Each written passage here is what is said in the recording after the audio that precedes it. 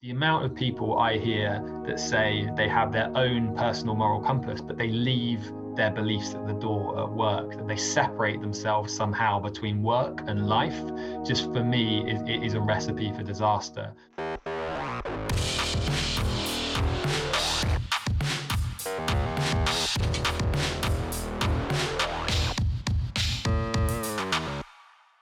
Hey everyone, it's Johnny here.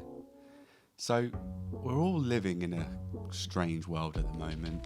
Things are slowly returning back to normal.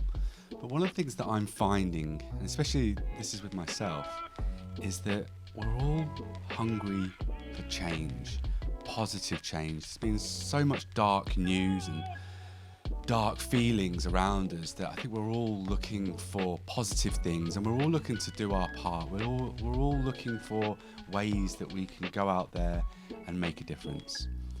Now, this is the time to do this. We need the leaders, we need the organisations, we need the businesses that are going to get up and actually move the needle and make positive change. I was really fortunate a few years ago to come across a creative agency that is out there making this change. They're called Nice and Serious. They were founded by two young entrepreneurs, and I had the pleasure to catch up with one of the founders, Tom Tapper. He works with organisations, he works with charities, and they make important work that the world needs. I think their slogan is they are making creative work that the world needs. They work with all sorts of different charities and organisations, but he truly felt that these were the businesses that were making the difference. They were out there making a positive change, but they also really needed creativity, they needed new ideas, and they needed an agency that could really push them forward and get their message out to the world. So I had the opportunity to have a chat with Tom. We spoke about loads of different things. We talked a lot about purpose. We talked a lot about how he started the agency. And we spoke a lot about the important things that the world needs right now. So I hope you enjoyed the interview. And here's Tom Tapper from Nice and Serious. So, hi Tom, how are you doing today? I'm good, thank you. Doing really well. Looking forward to the weekend. Good. You've got any plans this weekend? This weekend, I have got a couple of friends coming over, and then I think I might be going to a Thomas the Tank Engine World with my twins, I think, on Sunday. So, yeah, looking forward to that. That sounds absolutely amazing. That sounds incredible. Where's that? I think it's at the local, there's like a rail enthusiasts sort of museum nearby in Aylesbury. So we're just going to be going out there, I think, with the kids this weekend, which would be nice. Brilliant. If the weather holds. Awesome. Okay, cool. So Tom, I'm a big fan of your work. Okay, I'm a big fan of Nice and Serious. I came about your agency probably about 3 years ago now, I think. And it was at a time where I was going through a bit of a transition in my life and in my business. So I wanted to be healthier in my body and in my mind. And in that process, I wanted to contribute more. I was really looking at my highest level of contribution to my environment, the people around me, my community. And I thought, what was the best channel I had, or what was the best leverage I had to contribute more? And it was my agency. And myself and Natalie went through a lot of conversations about how can we be more focused, and how can we kind of wrap our business around the things that matter to us. And sustainability was one, the environment was another, and I suppose our community. And through this journey, I came about Nice and Serious, and I thought, wow, here's another agency that cares about people, cares about the planet, and is actively working with people and supporting their clients to do good. And obviously, looking at your purpose, it's to make creative work the world needs. And I kind of want to start the conversation here, really. I'd like to know more about how that started and where that passion comes from. Oh, thanks, Joe. That means a lot. I'm really kind of you to say that. And where does creative work the world need comes from. So I think I guess my route into this, the whole creative industries, was a little bit unusual, and perhaps reflects the nature of Nice and Serious. But I originally trained to be an environmental scientist. That was my whole life, my whole childhood. I was really kind of engrossed in a lot of the big world environment issues like climate change and things like that. But I always had a real creative passion, and my mum's an artist; she's a life drawing artist. So I'd always had this kind of jaw, and I always was drawn towards big scientific issues, things like climate change, that I kind of that really sort of resonated with me. But I also had a creative side. So I was studying environmental sciences, and I ended up going to master in science communication because I thought I wanted to become a journalist to exercise a bit more creativity. But as I went through that journey, I was just seeing like all of this amazing creative work and talent that was being produced by the advertising and creative worlds. And I was always inspired by it, to be honest. I was always drawn into the kind of advertising world because of the creative excellence it demonstrated. And there was just a thought when I left my studies. I mean, this was a long time ago. This was back in 2007 or 2008, where I was like, why is it that when I look at the charities that I really care about, the Greenpeaces, the WWF, these big charities that are tackling big world issues, why is it that their creative output never looks as good as when a brand tries to sell a shoe or a stick of lipstick? Why is it that their artwork is really strong, but whenever we talk about climate change, it sort of sends me to sleep a little bit? So the kind of thought came that, well, what happens if we could do what a kind of advertising agency or creative agency does, but only apply that creative talent to the causes that we believe in, things like climate change, inequality, issues like that. So that was where the thought came from. There's that, can we make creative work that the world needs right now, to tackle the big kind of world issues? And I think there was an element of luck and an element of necessity, in that my world was environmental issues. I was able to speak in a way that some of our clients that work in sustainability teams or charities would really reassure them, because I understood the issues. And my job was, how can I build up the creative experience and get creative talent from traditional agencies to try and work on these issues? And it was at quite a pivotal time. I mean, at that point in 2008, a lot of the clients we were working with, the brands, were talking about corporate responsibility. So it wasn't as progressive and exciting as the world we live in today. But, there was starting to be kind of clients building agency relationships to talk about bigger issues beyond their products. And that was a niche that we could work with, and of course support charities as well in doing their broader marketing comms. So that's really where it came from. It was a frustration at the quality of creativity surrounding big world issues, and a need to want to try and fix it, and an excitement that had always drawn me towards creativity as well. And it's the fusion of two passions in my life. So that's really where the agency started, and where creative work the world need comes from. Yeah, I'd like to really jump on that bit that you just said at the end there, about, your creativity, because I think your voice is authentic and it cuts through, because your passion and your profession met, they collided. And I think that collision of something that you really cared about in your profession, and you were learning and you studied, and something that was true to you, plus the other side of the brain, which is the creativity, and that met, and then saw a need. There was a need that these charities and organizations, they weren't probably as great at amplifying their voice as they could be. And then Nice and Serious is that amplification. You are the megaphone for those type of organizations. The other thing we talk about within purpose, that purpose is something that's quite important to me. It's something I kind of study a lot within my own work and my own profession. When I work with my clients, it's normally the starting point. Right. It's normally the most difficult question to ask, is the why. And I heard a long time ago a lovely description for why, and that it's your highest level of contribution. Suppose I want to put that back to you for yourself and your team and Nice and Serious. What do you feel that your highest level of contribution is? That's a really good framing of it, actually. I like that.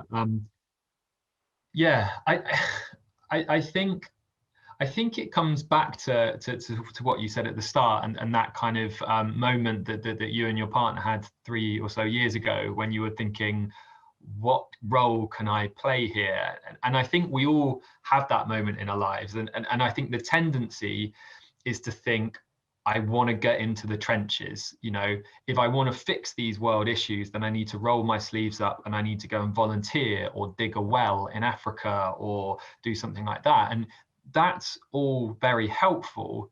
But if you really think practically, you and our team and your team, like, we were born with creative skills. Like, that is the greatest value we can add. So it's about saying that what's the greatest impact we can have using the skills that we were born with. Like, me digging a well in Africa will be helpful, but there are millions, if not billions, of people that could do the same thing. If I can use my creative skills that I was born with to support the charities, to amplify the cause, the cause that they're supporting, I might be able to galvanize 1,000 people to dig wells and therefore amplify my impact. So I think, have I lost track actually with your question? It's totally absolutely. You know, your agency and the work that you do is the highest level of contribution. It's using the reservoir of talent that you have to do good, and that really and that is the purpose that's written all through your site, your social channels, and you're doing what you're preaching, which is amazing. Thank you. Yeah, no. So I guess it is that. It's just about dedicating, our skills. As you say, exactly as you said. I think it's a lovely framing of amplifying what the work our clients do, and you know, and I think you're right. That's for me where we see our calling as an agency and where we can ultimately have the most impact. And that's what I always try and bring our team back to, is saying, you know, it can sometimes, even in the world we work in, on the issues we work in, you can sometimes feel frustrated that you're not having a direct impact. But I try and bring everyone back to the fact is that if we are going to solve these big world issues, there are thousands of different roles to play within fixing a system. Communications and amplification is one of them. That's what we're really, really good at. Just do that well and trust the process that other people will support in the other bits that they're really good at. And I think you can sometimes get distance from that and forget it, but I think it's all about bringing yourself to what role do you play in solving those bigger issues. And that's the power of purpose. You know, you said when you're talking to your team, no matter what clients you've got, no matter what projects you're working on, the challenges, the ups and downs, if you have that underlying purpose that drives you, the North Star that we all work towards, you can keep coming back to that and knowing, are we on track? Are we all aligned together? Are we all talking the same story? And that's something why in the work that I do with brand strategy, you know, it's so important that I preach that to my clients, that we've got to find out what the purpose is, and it just aligns us together and it brings us back to that same place. So it's really good that you've explored that, you've exercised that, and you live and work by it. And I'm sure the clients that you're working with do the same.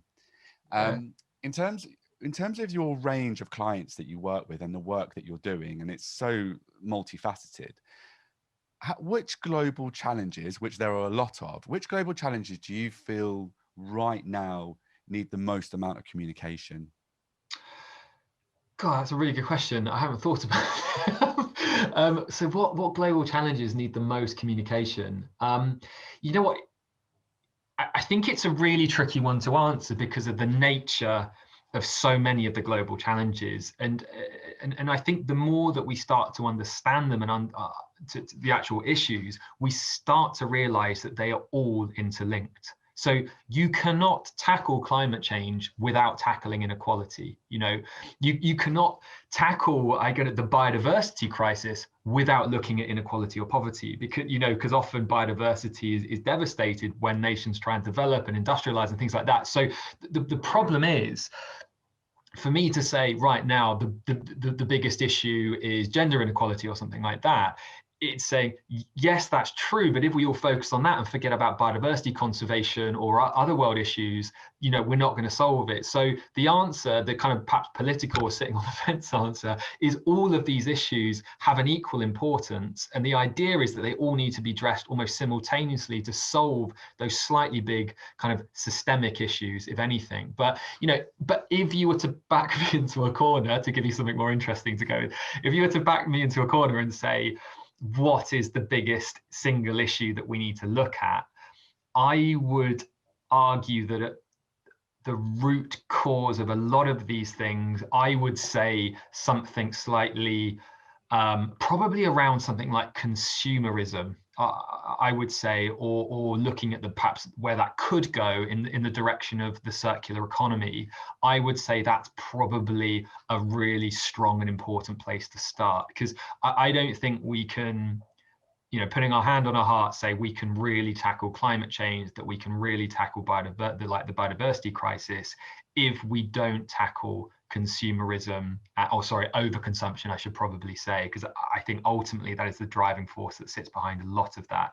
I don't think we can keep consuming at the rate we are and tackle climate change, if that makes sense. So I would probably say that's the biggest one, and it's obvious, for obvious reasons, it is not an issue that a lot of brands are willing to tackle unless they're incredibly pioneering, like a Patagonia or something like that, and they're willing to say, actually, don't buy this item or buy less. And I think that's where the conversation needs to be heading. I totally agree. And if we're going to talk about consumerism, and obviously that's a diverse subject in its own right, but actually within that and plays a huge part. And I know the podcast isn't about this, but diet and health will play a huge part. If we were going to look at certain areas, that could be a good starting point. But I think if we were to go one step before that, I think mindset and education would probably be the first things to approach, because if we can get people thinking differently, if we can get people learning about these important subjects that you do every single day with your clients, and I suppose that leads on to Nice and Serious, because a lot of the work that you do is educating audiences about these really, really big, important subjects. So, so I suppose that, in terms of the things that we need to address, the way that you're addressing it as an organization with your clients is a great way of just a taster and a feel and an experience of what's going on in the world around us.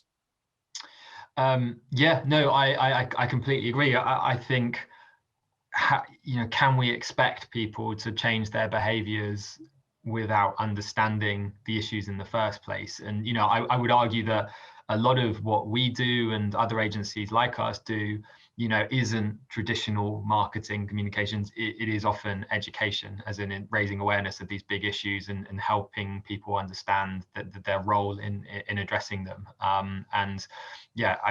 God, education across the board. I think you can't, we can't expect to solve certain issues without education and the importance of it. And it's one of the key sustainable development goals as well, is kind of universal education across the board. So I completely agree.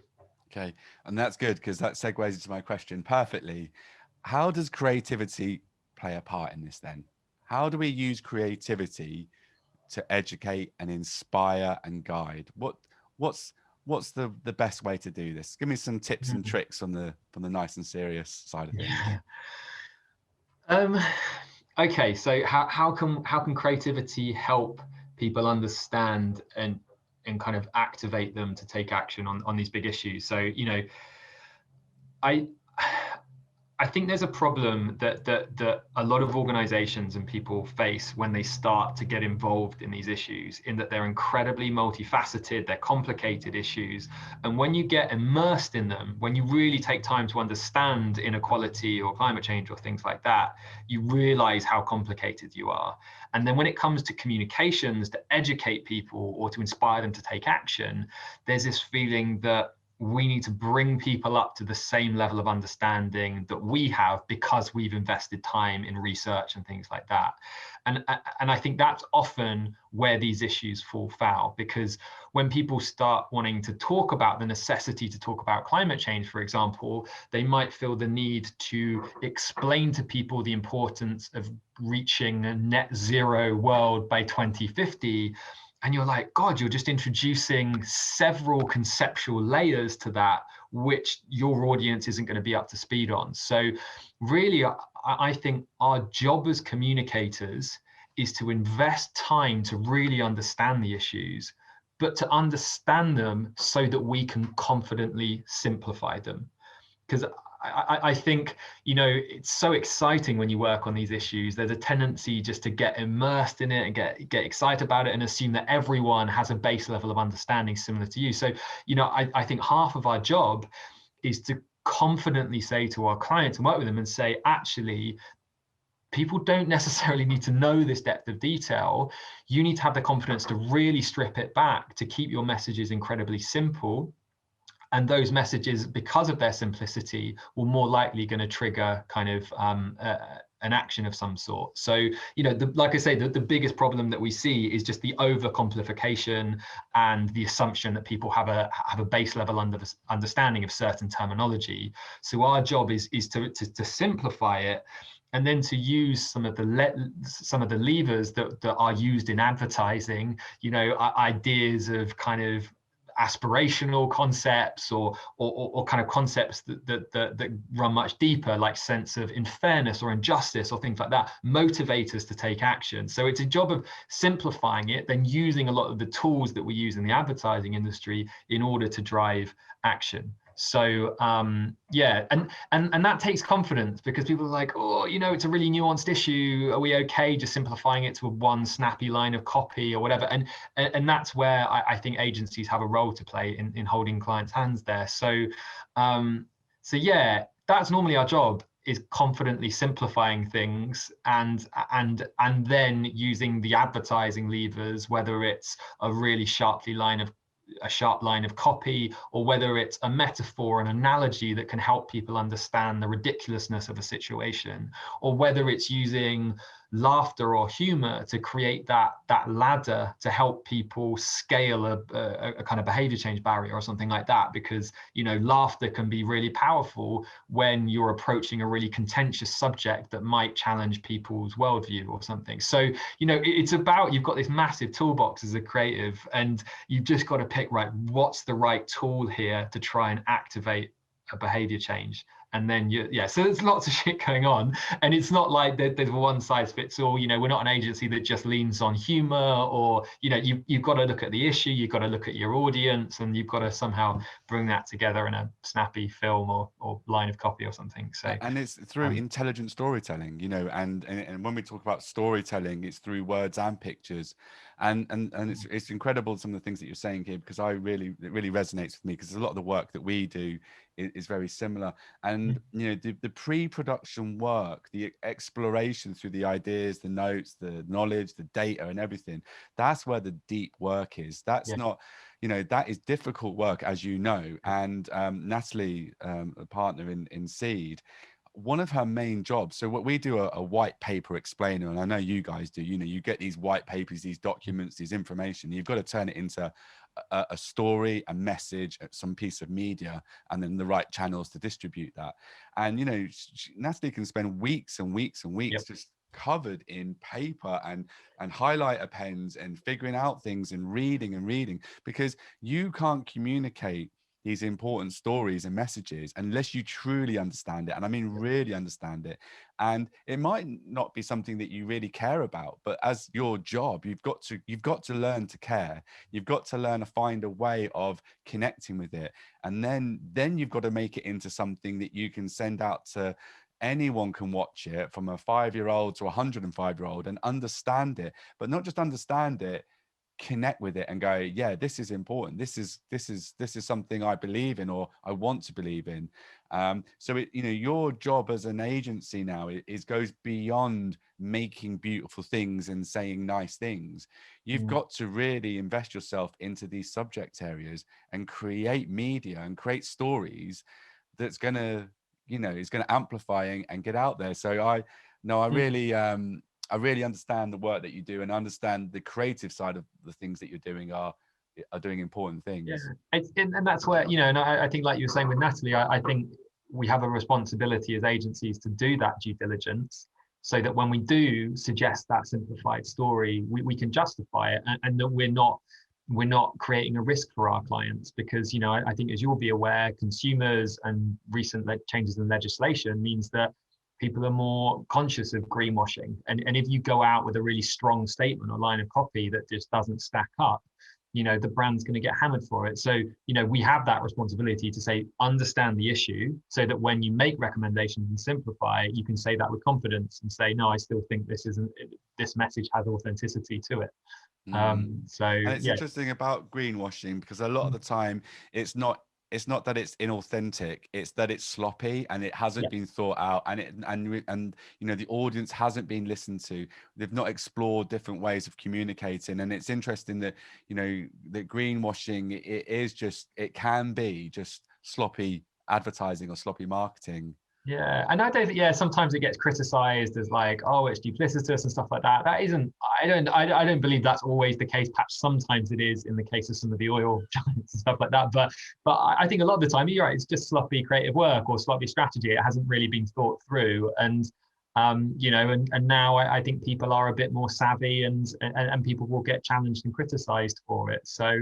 Yeah, I don't think there aren't, the creatives and whatnot, they're not doing it to try and evade detection or anything like that. They're just not properly thinking it through. And often, if they don't have the right people in the teams, or if the right questions aren't being asked, if they are not engaged, if they're making a big sustainability claim but haven't properly engaged their sustainability team or experts in it, then there's always the risk that it's going to sound a bit greenwashy and they're going to get criticised.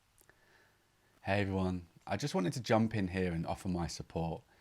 If you're looking to solve your business challenges, you're looking for new ideas, or you're simply just looking to grow your organization, then it's time for a new brand strategy. I'd love to know more about you and your business. So get in touch with me through seedcreativity.co.uk and we can get things moving.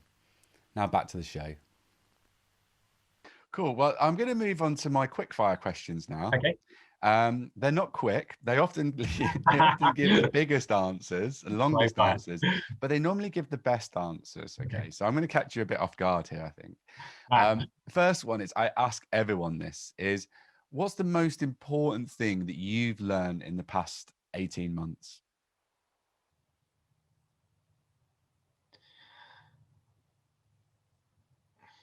Sorry, I'm thinking about this. I'm not. No, right. I have normally the first reaction is the right reaction. Okay, so I think as a business, the most important thing I've learned is do less and do it better. I would probably say that's as a business. As I've learned other stuff, but as a person. Do more.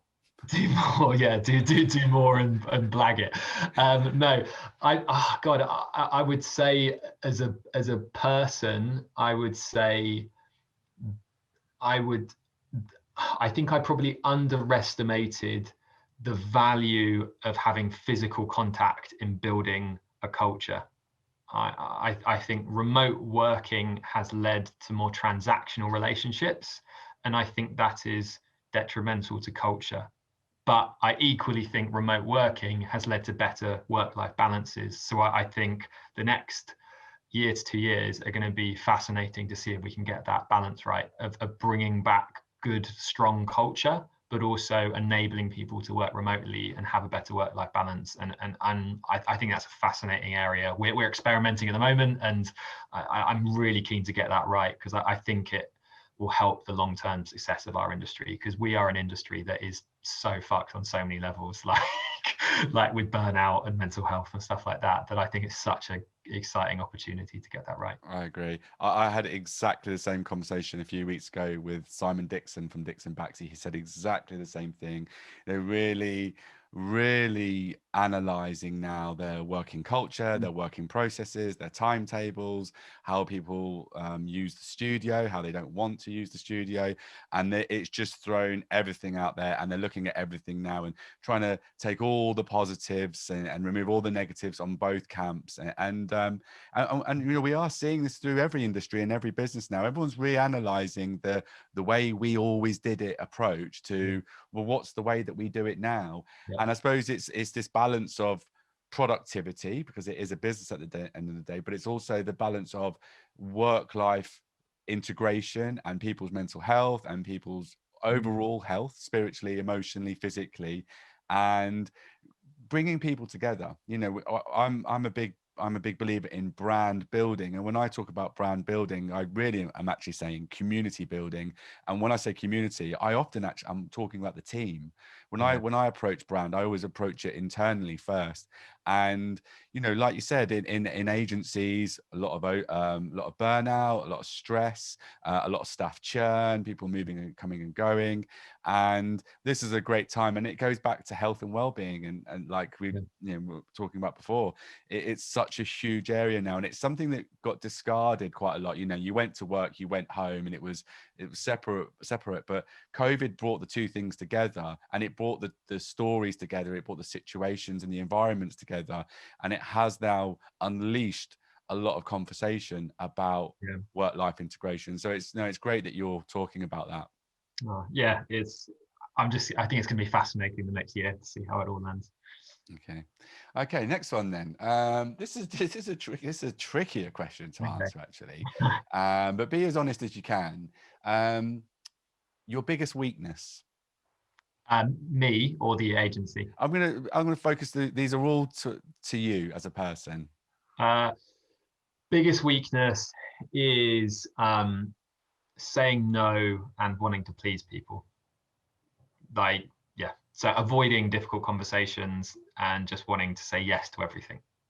There's a lot of power in no, and actually you can contribute more to your highest level of contribution to your company, to your people, to your family, by removing the things that aren't right for you, and the word no is truly powerful. And you know, I agree. And actually, it was something I have a little book that I write down random things. And actually, just yesterday, I was thinking of this. Like, I think the problem is with saying no, is that like saying no doesn't leave any footprints. So when you say yes to something, you can always track its progress and be like, was that a right decision? Was it good? Like there's a lot, but as soon as you say no to something, you're shutting a door. So you can't really analyze whether it was the right thing to do because you're shutting down an avenue. So it's really hard to share success stories of no, if that makes sense. So as a culture and as an agency, you're just like,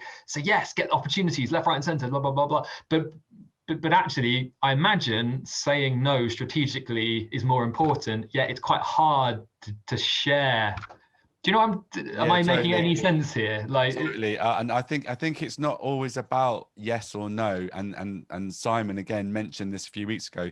He said it's about space. You've got a finite amount of space, whether it be space in your mind, your heart, and physically, and you can only fill that space with so much.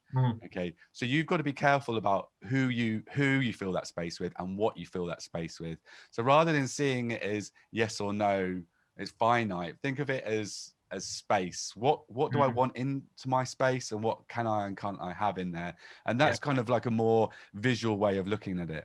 Yeah, and you're right, and that's a really nice. I think that's a really nice, like, visual kind of metaphor of that box and filling it up. And you know, it's funny that in a way that I should say that, because you know, in some respects, I built the agency around saying no, like the moral compass tool we built, which gives everyone the vote on projects we work on.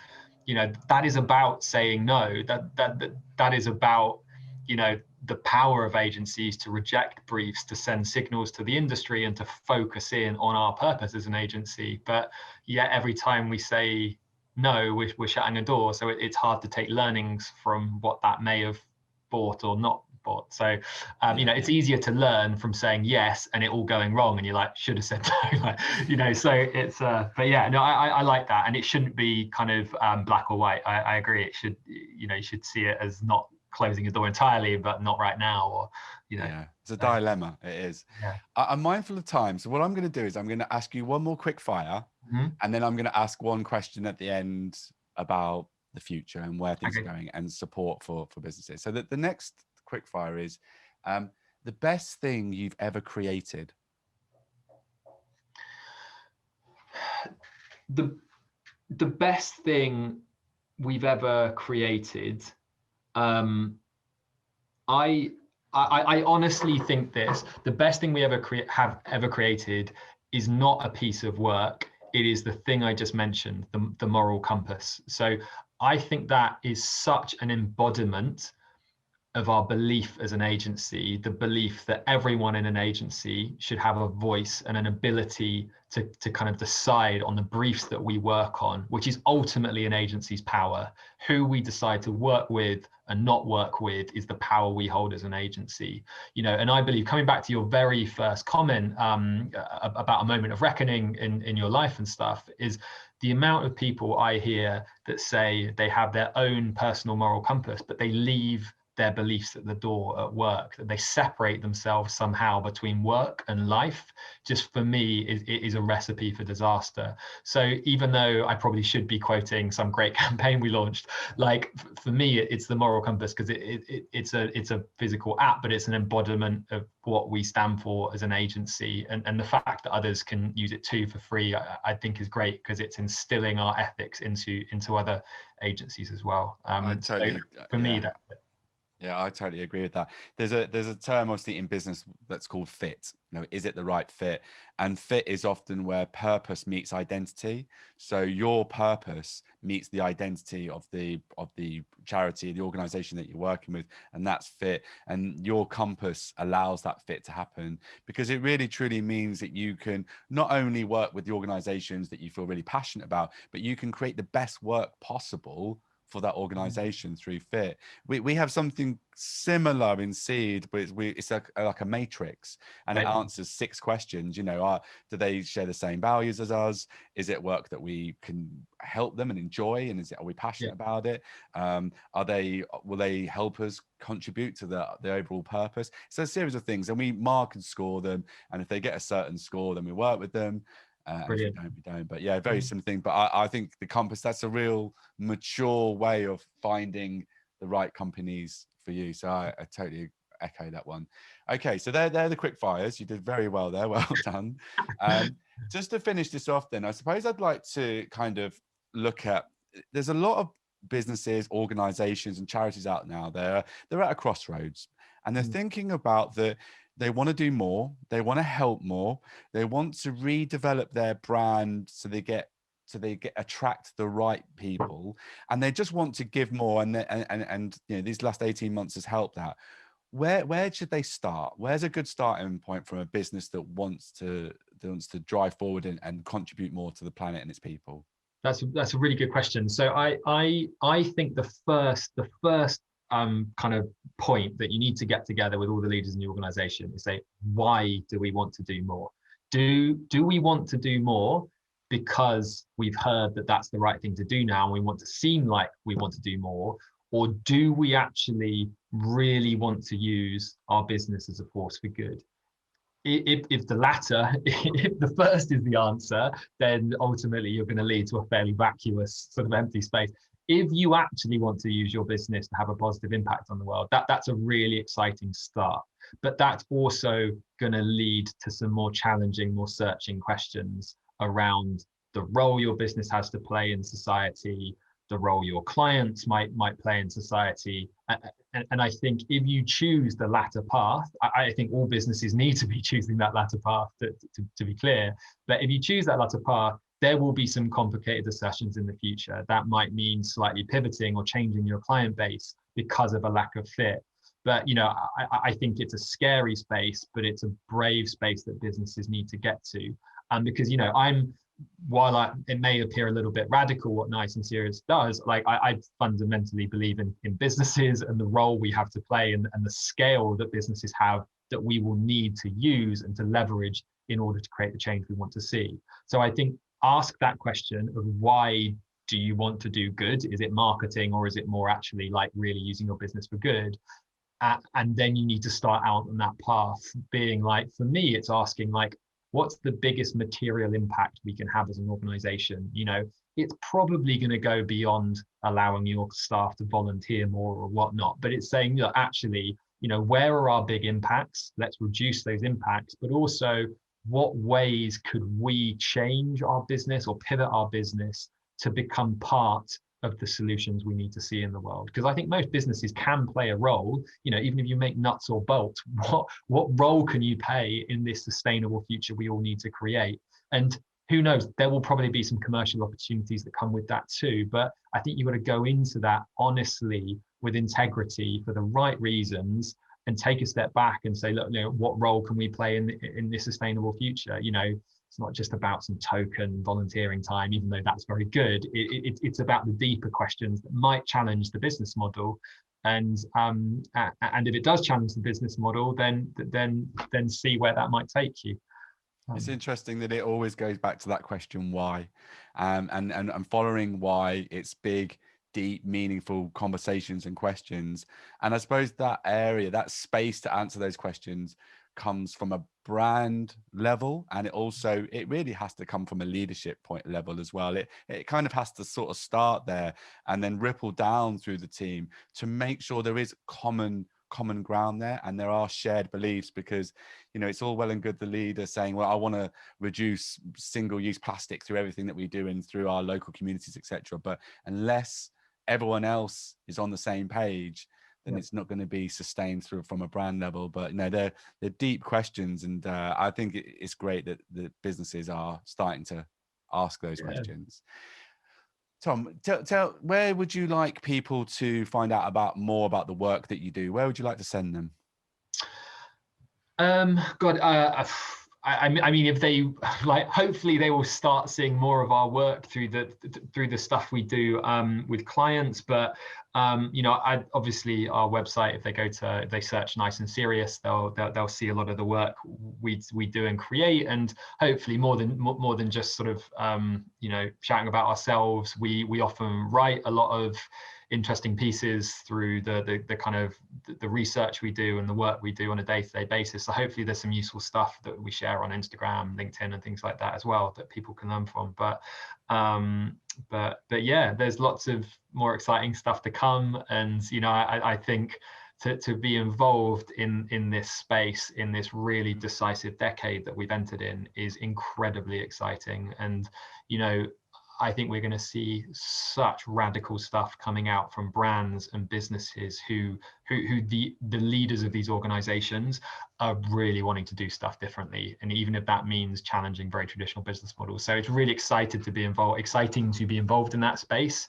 and that often leads to some really interesting creative work too. So yeah, keep posted. There's lots of interesting internal projects that are coming out soon, with things like Useless that we're building and growing, and other bits and bobs like that. So yeah, no, just keep your eyes out. Yeah, I'll put all the links on the show notes and in the comments, and the information on the videos and the podcast. And like you said, you know, your company's been going for 12 or 13 years, but it looks like you really are at the beginning now of creating something that's going to be really important. So I love all your work. I'm going to keep tapping into all the work that you're doing. And but thank you so much for coming on the show. I really appreciate it. No, pleasure. Thank you. So I hope you enjoyed that interview.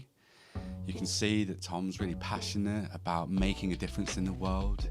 He does some incredible work. Him and his team does some incredible work with his clients, and he's really pushing the envelope and trying to change the world and make it into a better place. If you want to know more about Tom, I'm going to put the links to his website and his social media in the show notes and in the post with this content that you're watching, or whatever platform you're watching it on. If you do enjoy this content, please do like and share it, or send it to people that might find it relevant. Also, do subscribe to the channel that you're watching or listening to this. But as always, be useful, be kind, and I'll see you all soon. Bye-bye.